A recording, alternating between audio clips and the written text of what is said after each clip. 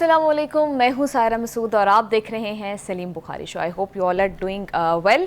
Donald Trump की जानिब से ईरान की जोहरी मराकज़ और जोहरी तनसीबात पर हमले की धमकी ने खित्ते में जंग के फैलने का खदशा मजीद बढ़ा दिया है और ईरान ने भी ये बात वाज़ेह कर दी है कि अगर किसी भी न्यूक्लियर साइट को अटैक किया गया तो ईरान खित्ते में अमरीकी इत्तेहादियों को निशाना बनाएगा। साथ ही साथ कॉन्ट्रैरी to Donald Trump statement Marco Rubio कह रहे हैं कि ईरान के साथ अब भी मुज़ाकरात के लिए तैयार हैं। तो क्या कोई विंडो खुल सकती है अब भी मुज़ाकरात के लिए इन द करंट सिचुएशन, या मामला सिर्फ एस्केलेशन की तरफ ही जाएगा? इस पर सलीम बुखारी साहब का तज्जिया लेंगे। ऑन दी अदर हैंड, मशरिक़ वुस्ता में जंग का एक और महाज जो है वो खुल चुका है। हौसियों की जानिब से बाबुल मंदब की बहरे नाकाबंदी का ऐलान कर दिया गया है और जिस पर पाकिस्तान ने बहुत स्ट्रॉन्ग रिएक्शन दिया है, तो इस मामले पर भी बात करेंगे। And last but not the least, हुकूमत की जानिब से पेट्रोल की कीमतों का रोज़ाना की बुनियाद पर तयन करने का जो फॉर्मूला है उसके खिलाफ पाकिस्तान पेट्रोलियम डीजल एसोसिएशन ने हड़ताल का ऐलान कर दिया है। तो किसका मौक़िफ़ ज़्यादा दुरुस्त और आवाम के हक़ में बेहतर है? इन तमाम मामलों पर बात करने के लिए बढ़ते हैं सलीम बुखारी साहब की जानिब। अस्सलाम वालेकुम बुखारी साहब, कैसे हैं आप? जी वालेकुम अस्सलाम सायरा, कैसी हो आप? मैं बिल्कुल ठीक ठाक हूँ सर। अभी डोनाल्ड ट्रंप बहुत शदीद किस्म की धमकियां दे रहे हैं। कभी ईरान की एटमी तनसीबात को अटैक करने की बात करते हैं, कभी उन्हें सफ़ाई हस्ती से मिटाने की बात करते हैं। तो बुखारी साहब, ये जो एटमी तनसीबात को मराकज़ को निशाना बनाने की जो धमकी है नतंज के पहाड़ों में, ये कितनी ज़्यादा जंग को फैला सकती है? ये कितनी ज़्यादा वायलेंट कर सकती है इस जंग को? देखिए, पहली बात तो ये है कि जंगी जुनून में यानी मुब्तला ये ट्रंप जो है ये कुछ भी करेगा और इसने पहले भी बहुत कुछ करके देख लिया है। ये नतंज की जो पहाड़ियां हैं इसके ऊपर हमले पहले भी हुए थे, पहले भी इनको बर्बाद करने का दावा किया था ट्रंप ने, अगर आपको याद हो। तो वो तो जो कुछ भी उसके बस में होगा वो करेगा, जो कुछ भी उसके बस में था वो उसने करके देख लिया है। क्या इस सब कुछ करने से ईरानी कौम, ईरानी लीडरशिप बच हुई है? जवाब है नहीं। तो उनके जंगी जुनून का ये मतलब हरगिज नहीं है कि ईरान जो है वो उनके सामने झुक जाएगा या उनकी डिक्टेशन जो है वो उसको कबूल करेगा। मुझे यूं लगता है कि जो ट्रंप का रवैया है, खासतौर से ये जो 2 मरतबा जो मुफाहमती याददाश्त थी उसकी वायलेशन करके और मुख्तलिफ इलाकों के ऊपर ईरान के हमला करके, वो मजबूर कर रहा है ईरान की क़यादत को कि वो NPT के बंधन से निकल जाएं।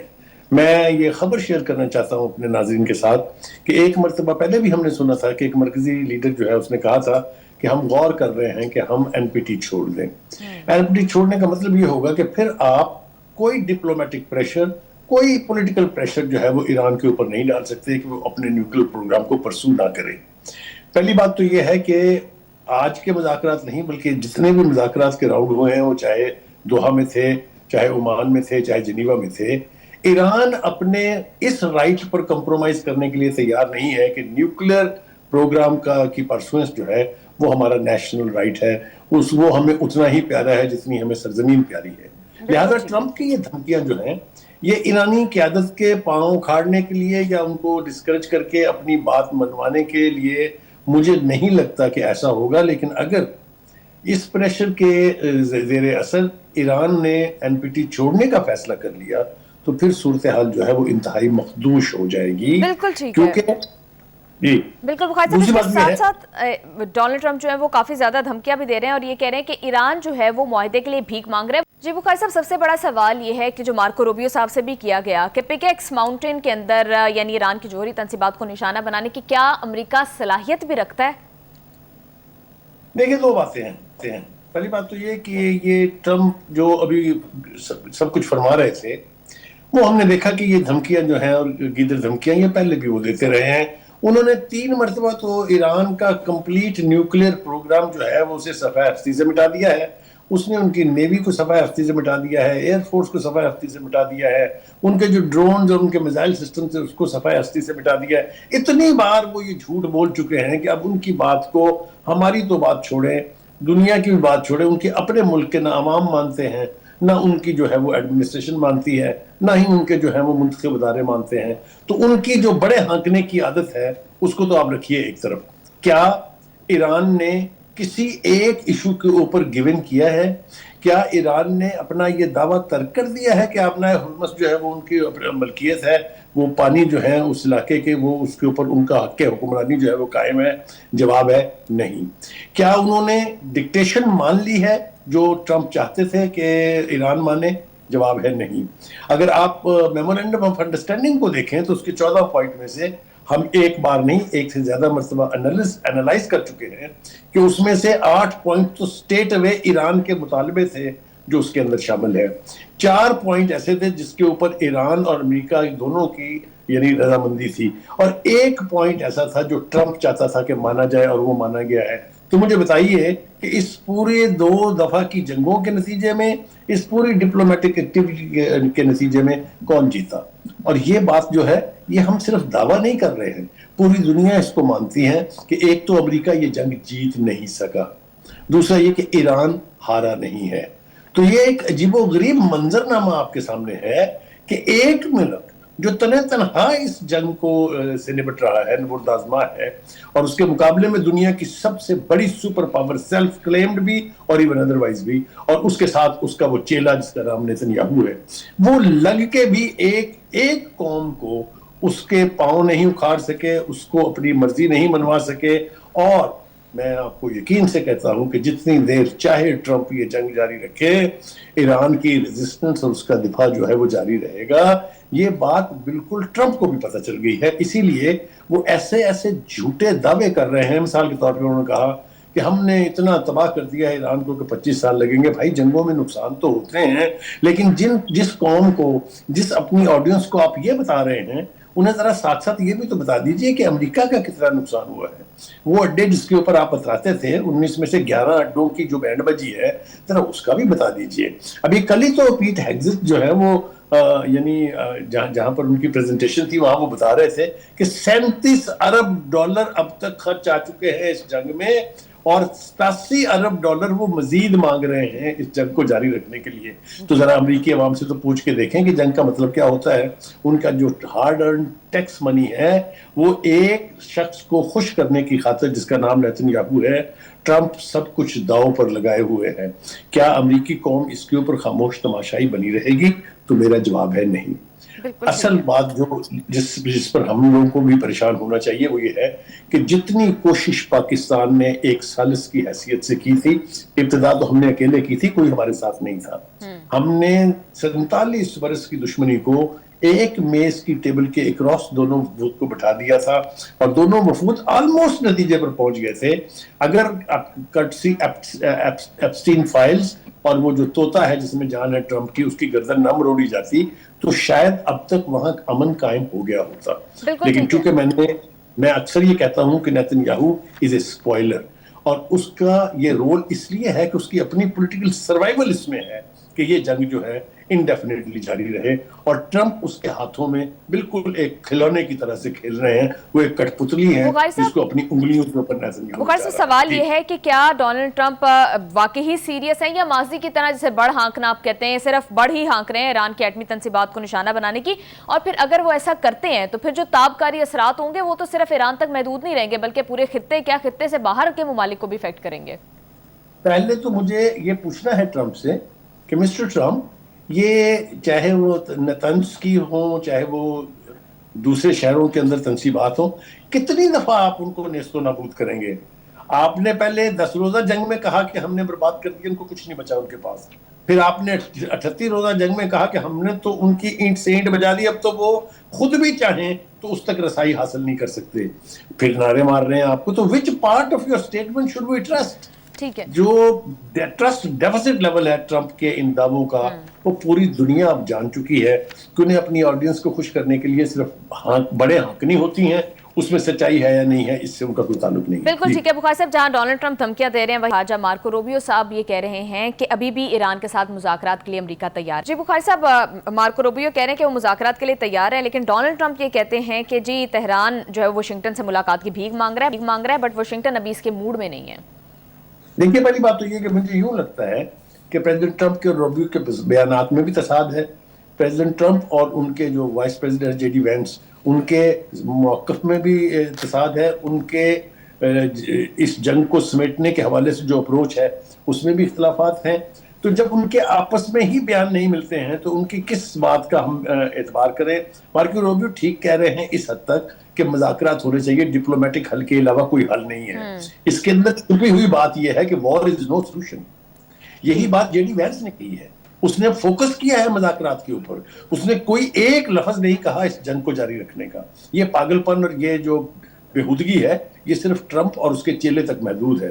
میرے خیال سے چاہے وہ امریکی عوام ہو, چاہے وہ امریکہ کی ایڈمنسٹریشن ہو, چاہے وہ امریکہ کی وار مشینری ہو, ان سب کے اندر اس حوالے سے بہت واضح پوزیشن ہے کہ یہ جنگ جاری نہیں رہنی چاہیے.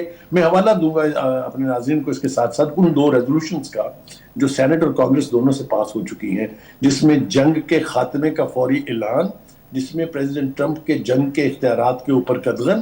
جب اس طرح کی چیزیں الیکٹڈ ہاؤسز میں ہو رہی ہوں تو پھر آپ مجھے بتائیے, جب میں یہ کہتا ہوں کہ جنگی جنون میں مبتلا نیتن یاہو جو ہے وہ اپنی اس ایپسٹین فائل کے خطرے کے تحت اس کو جاری تو رکھنا چاہتا ہے, لیکن یہ بات اس کو پتا ہے کہ اس کی مڈ ٹرم الیکشن میں اس کی پریزیڈنسی کو سیریس چیلنجز درپیش ہیں.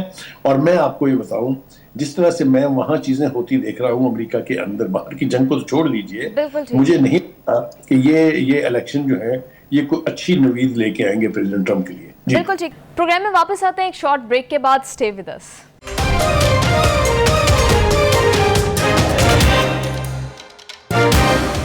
Welcome back to the show. Bukhari صاحب, ابھی آپ نے ذکر کیا تھا کہ پیٹ ہیگسیت جو ہیں وہ کانگریس سے اپروو کروانے گئے ہیں جنگ کے لیے مزید funding.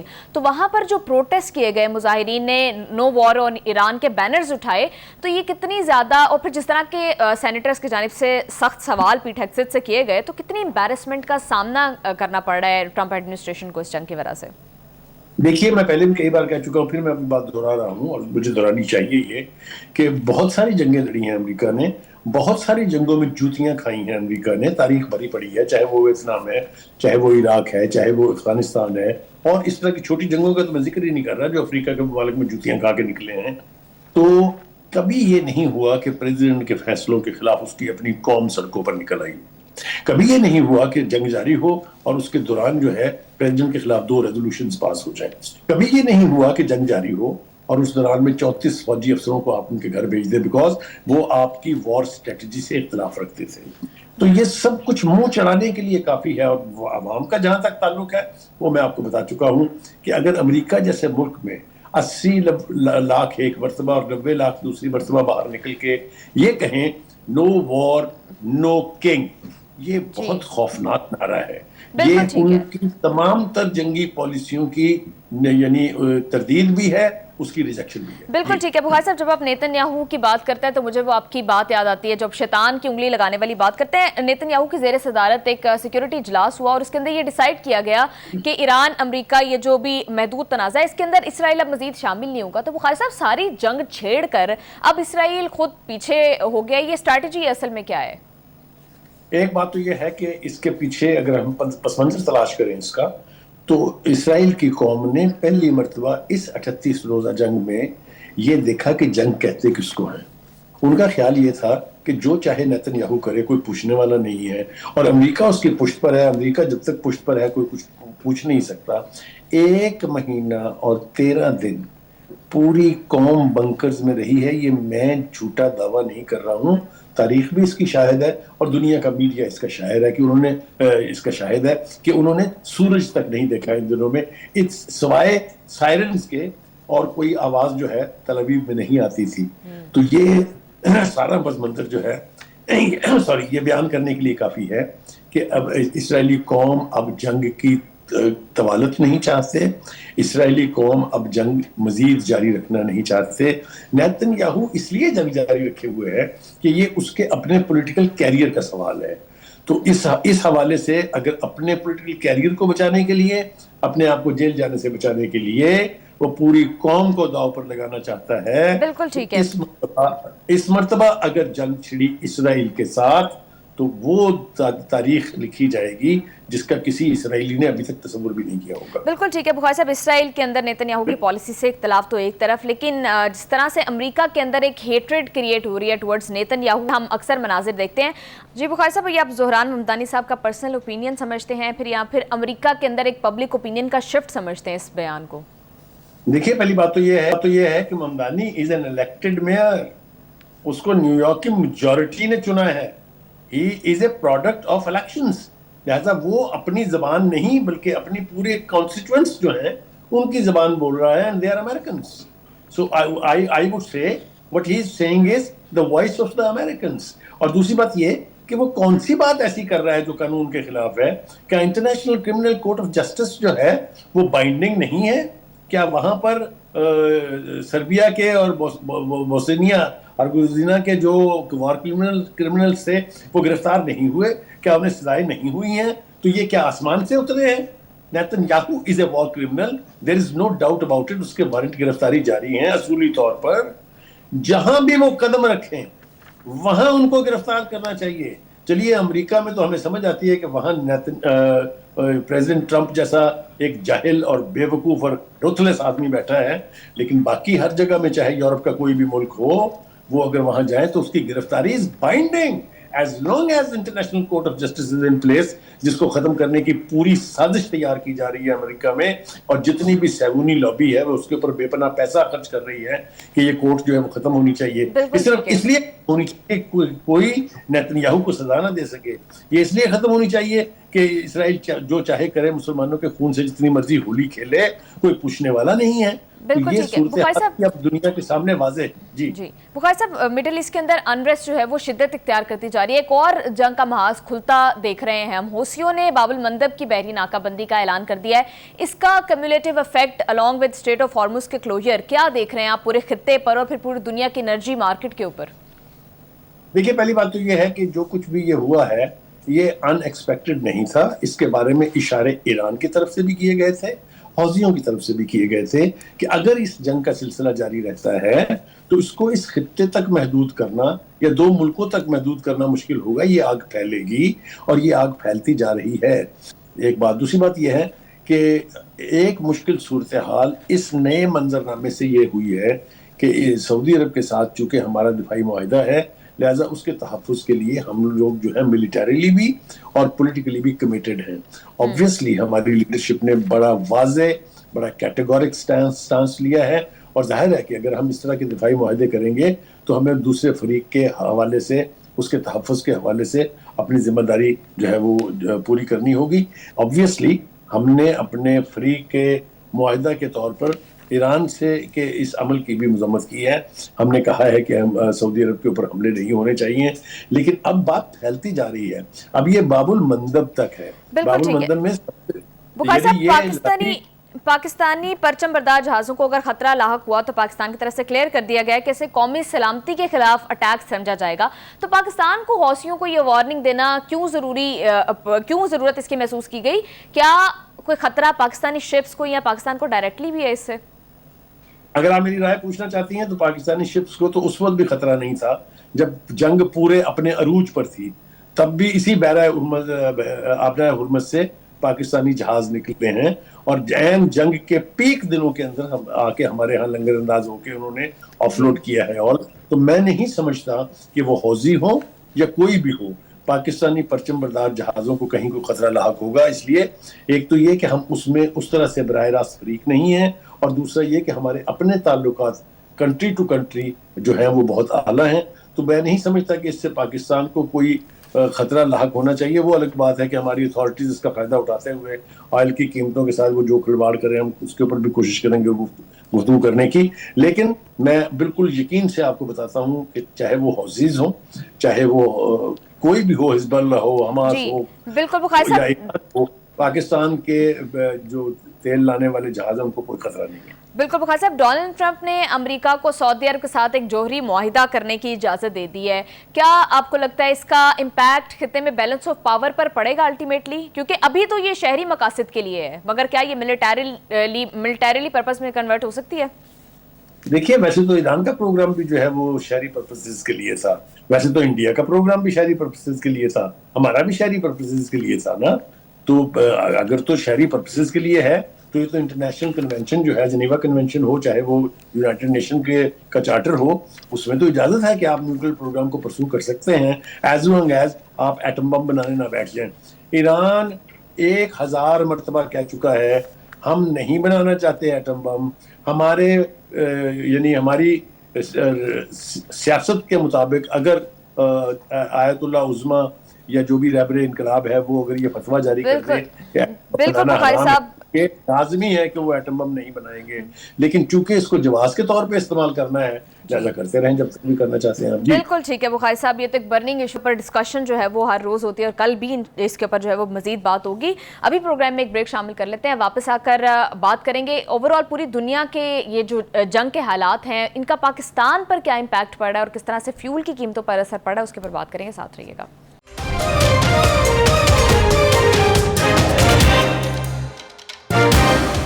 Welcome back to the شو. حکومت نے پیٹرولیم مصنوعات کی قیمتوں میں اضافہ کر دیا ہے. پیٹرول کی قیمت میں 4 روپے 93 پیسے فی لیٹر جو ہے اس کا انکریز دیکھا گیا ہے.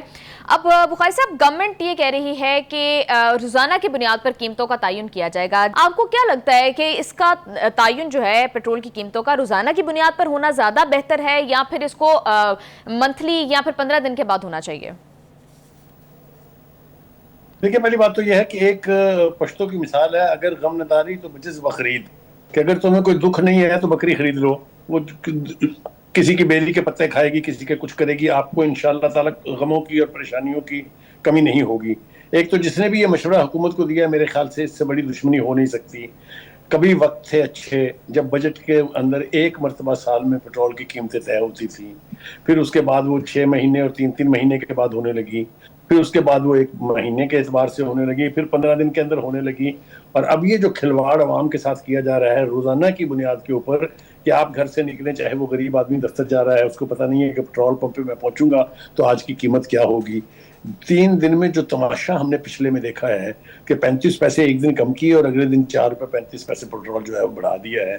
یہ کھلواڑ عوام کے ساتھ میں بتا رہا ہوں کہ نہیں چلے گا. دوسری بات یہ ہے کہ عوام نے گراس روٹ لیول کے اوپر اس کو جس بری طرح سے مسترد کیا ہے، جس بری طرح سے اس کے اوپر رد عمل کا مظاہرہ کیا ہے، حکومتیں جو عوام کے ووٹوں سے منتخب ہو کے ایوان اقتدار تک پہنچتی ہیں، وہ اگر عوام دشمنی کا شکار ہو جائے یا ان کے فیصلوں سے ایسا لگے کہ شاید یہ عوام دشمنی ہو رہی ہے تو بتائیے اس سے زیادہ بدقسمتی کی بات کیا ہو سکتی ہے. اس وقت تک جو بھی عام تاثر عوام تک پہنچا ہے یا عوام نے وہ خود سے پیدا کیا ہے وہ یہ ہے کہ یہ حکومت جو ہے ہیلے بہانوں سے عوام الناس کو نچوڑ کے جتنے پیسے اکٹھا کرنا چاہ رہی ہے وہ کر رہی ہے. یہ بات میری رائے نہیں ہے، یہ گراس روٹ لیول کے اوپر لوگوں کا کہنا ہے. آپ ٹیکسز دیکھ لیجئے، آپ اس بجٹ کے اندر جو اقدامات کیے گئے ہیں وہ دیکھ لیجئے، وہی ایک سیلریڈ کلاس ہے، وہی ایک ایسا طبقہ ہے جو سب سے زیادہ ٹیکس بھی دیتا ہے اور سب سے زیادہ پستا بھی ہے. جب اس طرح کی پالیسیز بنائی جائیں گی. بخاری صاحب اس معاملے میں قباحت کیا ہے کہ اگر جس طرح سے گورنمنٹ یہ کہہ رہی ہے کہ عالمی مارکیٹ کے اندر جو قیمتیں ہوں گی وہ تعین کریں گی کہ مقامی طور پر بھی کیا فیول پرائسز جو ہیں وہ ملیں گی، تو بخاری صاحب یہ بہتر نہیں ہے پاکستانی عوام کے لیے؟ کیونکہ ہم نے دیکھا کہ ماضی میں کس طرح سے کارٹل جو ہیں وہ ورک کرتے رہے ہیں، مافیاز کام کرتے رہے ہیں، پھر مصنوعی شارٹیج پیدا کر دی جاتی ہے. تو اچھی بات ہے کہ اگر قیمتیں کم ہوتی ہیں عالمی سطح پر تو پھر پاکستان میں بھی اس کو عوام تک وہ جو ہے اس کا امپیکٹ فوراً ملے گا. دیکھیے آپ کی یہ رائے تو ضرور ہو سکتی ہے، لیکن میں آپ کو یہ بتاؤں کہ ہمارے ہاں تو جب عالمی منڈی میں تیل کی قیمتیں کم ہو رہی ہوتی ہیں تو پاکستان میں تیل کی قیمتیں بڑھتی ہیں. یہ تجربہ آپ نے بھی کیا ہے، یہ تجربہ میں نے بھی کیا ہوا ہے، کوئی راکٹ سائنس نہیں ہے. اس لیے ان کو تو انٹرنیشنل حالات جو ہیں اس کے تحت بہانا چاہیے ہوتا ہے. پیٹرول کے ذریعے کبھی لیوی کے بہانے، کبھی کسی بہانے، کبھی اتار چڑھاؤ پرائسز کے بہانے. یہ پیٹرول کا تماشا جو ہے یہ عوام کے ساتھ ہر روز کی بنیاد پر لگا رہتا ہے. اور اب یہ ایسی لوٹ مار مچے گی پیٹرول پمپس کے اوپر کہ جو ہی انہیں شام کو پتہ چلے گا کہ شاید آج پیٹرول کی قیمتیں بڑھ جائیں گی، پیٹرول دینا وہ بند کر دیں گے. یہ ہم دیکھ چکے ہیں ایک سے زیادہ مرتبہ نہیں، بلکہ اب تو ہمارے ہاں ہر 15 دن کے بعد یہ تماشا لگتا ہے. اب وہ حکومت یہ چاہتی ہے کہ یہ تماشا روز کی بنیادوں پر لگے. یہ پاسبل نہیں ہے، یہ فیزیبل نہیں ہے. آپ مجھے بتائیے نا کہ میں رات کو اگر یہ سوچوں کہ صبح مجھے پیٹرول جو ہے وہ 290 روپے پر لیٹر ملے گا اور میں جب پیٹرول پمپ پہ پہنچوں تو مجھے پتا چلے کہ یہ تو 316 روپے ہو گیا ہے، تو میری کیا حالت ہوگی. میں جو روز 2 لیٹر پیٹرول ڈلواتا ہوں میں تو مارا گیا.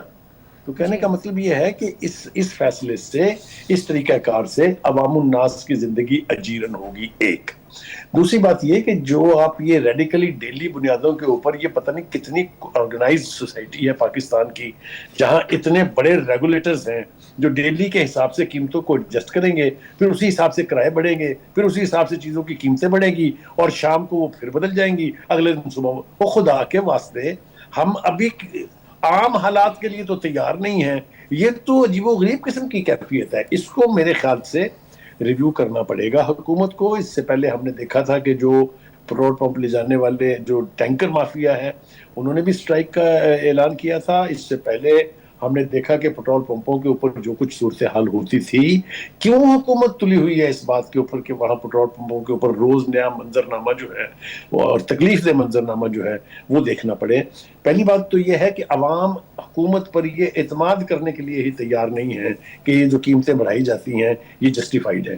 میں نے آپ سے جیسا کہا کہ آئی ایم ایف کی شرائط کو پورا کرنے کے لیے ہماری حکومت نے ایسے ہتھکنڈے استعمال کیے، ایسے فیصلے کیے جس سے عوام کی نبض تو رکنے کے قریب پہنچ گئی، لیکن ان کے اپنے مقاصد پورے ہو گئے کہ دیکھیے جی ہم نے اتنا ٹیکس اکٹھا کر لیا. دیکھیے اس وار کے حوالے سے بھی جو اس وقت مڈل ایسٹ میں جاری ہے، پتہ نہیں کب تک جاری رہے گی، اس حوالے سے بھی پاکستان کے عوام کے ساتھ گراس روٹ لیول پہ بہت کھلواڑ ہوا ہے. حکومت کو چاہیے کہ اپنی کریڈیبلٹی کی خاطر عوام الناس یہ جو آپ نے بہت امپورٹنٹ بات کی ہے کہ اگر پیٹرول کی قیمتیں روزانہ کی بنیاد پر چینج ہوں گی تو پھر ہر جو ہے شعبہ ہے زندگی میں اس کا ایفیکٹ آئے گا. پھر کرایوں کی قیمتیں روزانہ کی بنیاد پر، سبزیوں کی قیمتیں، فروٹس کی قیمتیں.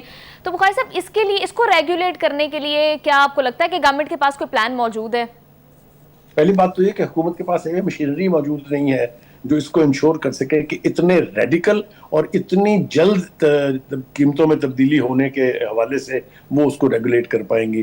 ارے بابا، ہم اب تک ٹیکس تو اکٹھا کر نہیں سکے ہیں. جو ہمارے ہدف ہوتے ہیں وہ اسی طریقے سے پیٹرول کی قیمتیں بڑھا کے اور پتہ نہیں کیسے کیسے پورے کیے جاتے ہیں. ہمارا ٹیکس نیسٹ وہیں کا وہیں ہے، کوئی بڑا نہیں ہے. جتنے مرضی دعوے آپ کر لیں، جن سے ٹیکس آپ کو لینا چاہیے وہ چاہے بڑے جاگیردار ہیں، چاہے وہ بڑی بزنس ایلیٹس ہیں، ان تک تو آپ پہنچ نہیں سکتے ہیں، ان کو تو آپ نیٹ میں لا نہیں سکتے ہیں. بس صرف لے دے کہ وہ ایک پاپولیشن ہے جو ملازم پیشہ ہے، جس کو تنخواہیں ملتی ہیں تو سورس سے کٹ جاتا ہے. گھر جاتے ہیں چیزیں خریدنے کے لیے نکلتے ہیں تو جس چیز کو ہاتھ لگائیں اس کے اوپر ایکسائز ڈیوٹی بھی ہے، اس کے اوپر سیل ٹیکس بھی ہے. ہم تو ٹیکس دے دے کے تباہ و حال ہوئی ایک قوم ہے. اس کو مزید برباد کرنے کا اگر حکومت کو کوئی فائدہ پہنچ سکتا ہے، جاری رکھیں جی اپنی پالیسیز. عوام کا جب رد عمل آئے گا تو دیکھ لیں گے. بخاری صاحب بالکل ہم ایک تضاد دیکھ رہے ہیں. وزیر پیٹرولیم علی پرویز ملک صاحب آتے ہیں ٹی وی کے اوپر تو وہ کہتے ہیں کہ صرف 15 دن کا فیول رہ گیا، بحران آنے والا ہے. لیکن جب وزیر اعظم کے مشیر صاحب وہ کہتے ہیں کہ 1 مہینے کا فیول ہمارے پاس موجود ہے، ایسی ایمرجنسی کی کوئی سچویشن نہیں ہے، تو کیا لگتا ہے آپ کو کہ یہ تضاد کیوں ایگزسٹ کر رہا ہے؟ کیا گورنمنٹ خود کلیئر نہیں ہے یا جان بوجھ کر یہ ابہام پیدا کیا جا رہا ہے؟ دیکھیے صورتحال ٹھیک تو نہیں ہے. یعنی میں تو بالکل سوکھ سے کہہ سکتا ہوں nothing is right in the state of Denmark. یہی وجہ ہے کہ 2 وزراء کے بیان میں اتنا تصاد ہے. کوئی کہتا ہے 15 دن کا پیٹرول باقی ہے، کوئی کہتا ہے یہ کچھ ہوا تھا جب جنگ شروع ہوئی تھی، ہمیں کہا گیا تھا کہ فکر کی کوئی ضرورت نہیں ہے. 23 دن کا پیٹرول جو ہے وہ ہمارے پاس ایمرجنسی میں محفوظ پڑا ہے. لیکن چوتھے دن سے جو ٹیکس لگنے شروع ہوئے ہیں، پھر جو حالت ہوئی ہے قوم کی وہ آپ کے سامنے ہے.